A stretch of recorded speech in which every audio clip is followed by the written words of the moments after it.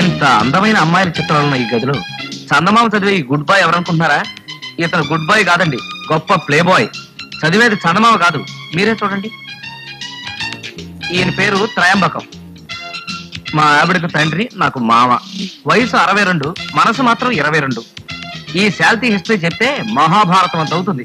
మన కథకు అది అనవసరం కాబట్టి జస్ట్ ఒక పెట్ట కథ. ఊర్లో ఇన్ని లాడ్జింగ్లుంటే ఈ కొండ మీదకి పట్టుకొచ్చినవేటి? ఓపెన్ ఎయిర్ లో సరసం ఎలా ఉంటుందో చూడాలని చాలా కాలంగా నా కోరిక. అంతం పదకంతం ముందు తైలం చేతిలో పడాలా. నీ కష్టానికి ఇది సిస్టమ్ కదూ. ఏటిది 200? అవును మరి, పెట్రోల్ ధర పెరిగింది, తపాలా రేట్లు పెరిగాయి, రైలు ఛార్జీలు పెరిగాయి, ఆఖరికి మల్లెపూల ధర పెంచేస్తున్నారు. Okay, that's all right.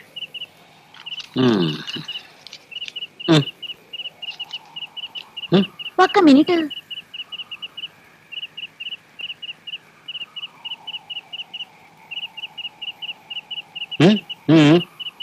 మళ్ళీ మళ్ళీ ఆడుకుంటాం చెప్పండి.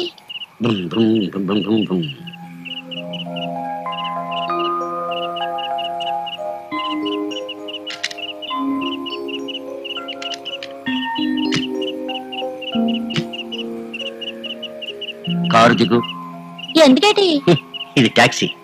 ఇక్కడి నుంచి ఊళ్ళోకి వెళ్ళడానికి 1000 రూపాయలు అవుతుంది. ఇది టాక్సీనా? ఇదో పుట్టించి ఇప్పటి నుంచే పెట్రోల్ ధర పెరిగిందా, తపాలా రేట్లు పెరిగాయా, రైలు ఛార్జీలు పెరిగాయా, ఆఖరికి నీ ఖర్చు కూడా పెరిగిపోయిందా? నీ భాగవతం అంతా 10 మందికి చెప్పి నీ పరువు తీపోతే చూడు. చూడు కాంతం, నీ అక్క చింతామణి అడుగు. నా గురించి నీకు తెలియని వివరాలు చాలా చెప్తుంది. అవసరం నీది, మీటర్ పెరిగిపోతుంది, త్వరగా తేల్చుకో. ఇస్తలే పద. అమ్మా, ముందు తైలం చేతిలో పడాలి. సర్లే తీసుకో. That's good. ఓకే.